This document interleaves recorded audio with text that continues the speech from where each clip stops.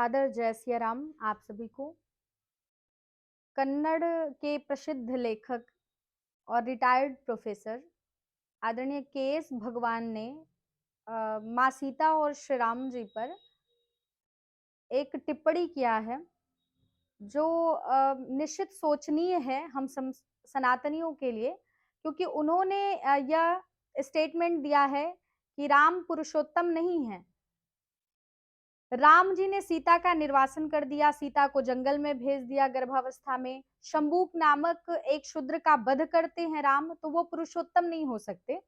तो उनके इस टिप्पणी का मैं उत्तर देना चाहती हूँ। निवेदन उनसे यही है कि आप शिक्षा के इतने उच्च स्तर पर एक प्रोफेसर के पद पर रहे हैं और भाषा शैली का आपको ज्ञान तो होगा ही निश्चित। तो आप संस्कृत भाषा का यदि आपको ज्ञान हो और निश्चित ज्ञान होगा, मैं निवेदन करना चाहूंगी कि भाषा शास्त्री या भाषा विशेषज्ञ कई ऐसे लोग हैं जिन्होंने इस चीज को प्रमाणित किया है कि वाल्मीकि रामायण जो युद्ध कांड तक लिखी गई है वही वाल्मीकि जी ने लिखा है और उत्तर कांड का जो अंश है वो प्रक्षिप्त जोड़ा गया है। क्योंकि हमारे यहाँ कई आक्रांताओं का आगमन होता रहा है, विश्वविद्यालय जलाए गए, ग्रंथों के साथ छेड़छाड़ की गई है हमारे, तो लोगों में मतभेद पैदा करने के लिए, समाज को तोड़ने के लिए, राम के प्रति श्रद्धा कम करने के लिए लोगों ने कुछ प्रक्षिप्त अंश जोड़ दिए। क्योंकि राम का व्यक्तित्व ऐसा नहीं है कि वो सीता निर्वासन करें या शंभू जैसे तपस्वी का वध करें। क्योंकि हमारे राम जो पुरुषोत्तम राम है वो तो निषाद राज को गले लगाते हैं। राम के राज्य का रहने वाला केवट राम का अत्यधिक प्रिय है। और यही नहीं, शबरी जैसे भीलनी के हाथ से भगवान श्री राम बड़े चाव और भाव से उसके बेर को, कंदमूल, फल को खाते हैं। इतना प्रेम निषाद राज से, इतना प्रेम आदिवासी जनजातियों से जो सुदूर क्षेत्र में रहते हैं, उनसे भगवान श्री राम को प्रेम है। उतना किसी संभ्रांत या अभिजात्य वर्ग के लोगों से राम को प्रेम नहीं था जितना कि अभिजात्य से दूर जो जीवन यापन करते हैं जंगलों में, उससे राम प्रेम करते हैं। तो निश्चित ये जो उत्तरकांड की कथा है, सीता को निर्वासन की और शंबूक के वध की, ये प्रक्षिप्त अंश है, वाल्मीकि रामायण के अंतर्गत नहीं है। क्योंकि वाल्मीकि जी ने जब युद्ध कांड को विश्राम किया रामायण को, तो उन्होंने ये अंत में डिमडिम उद्घोष किया कि भगवान श्री राम राजा बनकर के इस प्रकार 11,000 वर्षों तक राज्य किया बढ़िया से और उसके बाद जय बोल दिया। तो जब ये कथा विश्राम हो गई, आत्मकथात्मक शैली में राम जी की कथा को उन्होंने विश्राम कर दिया, तो जब राम जी इस प्रकार से राज्य किए, जय घोष हो गया, तो अब फिर से दूसरी कथा वो प्रारंभ क्यों करेंगे?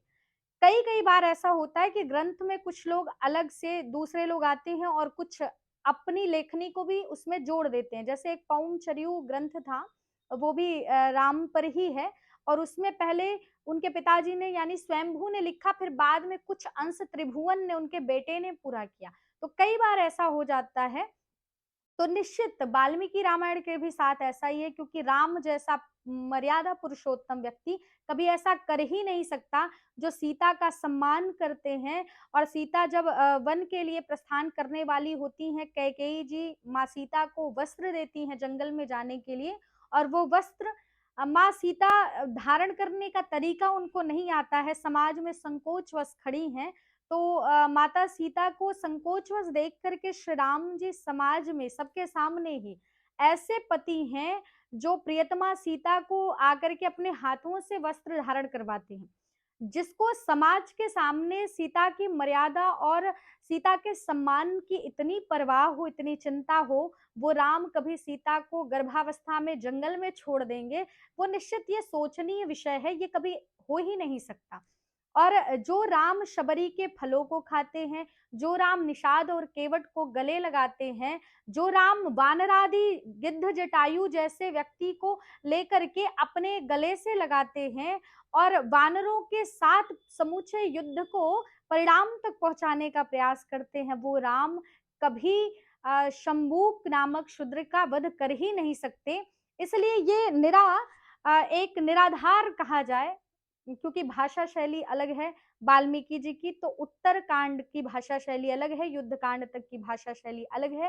तो मेरा निवेदन यही है आदरणीय प्रोफेसर साहब से कि आप अपने बयान को पुनः विचार करें और भगवान राम माता सीता पर टिप्पणी करने का प्रयास बिल्कुल ना करें, क्योंकि हमारी पद्धति, हमारी सनातन जो संस्कृति है, यहाँ तो राम से पहले सीता का नाम लिया जाता है, यहाँ तो कृष्ण से पहले राधा का नाम लिया जाता है। तो ऐसे राम कभी सीता का निर्वासन कर ही नहीं सकते, सीता को जंगल नहीं छोड़ सकते।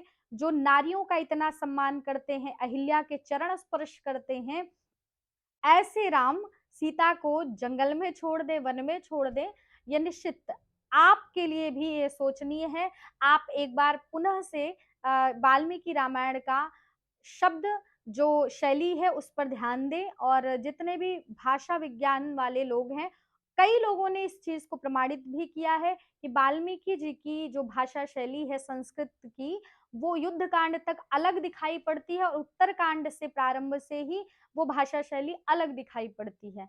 तो इसलिए निश्चित है कि किसी और ने बाद में आकर के उस उत्तरकांड को जोड़ दिया हो, तो समाज में बांटने का काम और समाज में विभेद पैदा करने के लिए और राम के व्यक्तित्व पर प्रश्न चिन्ह खड़ा हो सके, इसलिए ऐसा उत्तरकांड जोड़ दिया गया जिसमें सीता निर्वसन और कई ऐसी कथाएं हैं जो निश्चित वो राम के व्यक्तित्व से मेल नहीं खाती। और हमारे राम जी मर्यादा पुरुषोत्तम रहे हैं और हम सभी सनातनियों के लिए प्रेरणादायक हैं।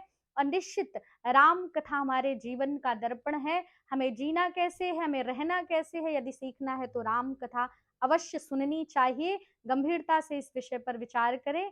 और इसी के साथ जय सिया राम, जय जय श्री राधे।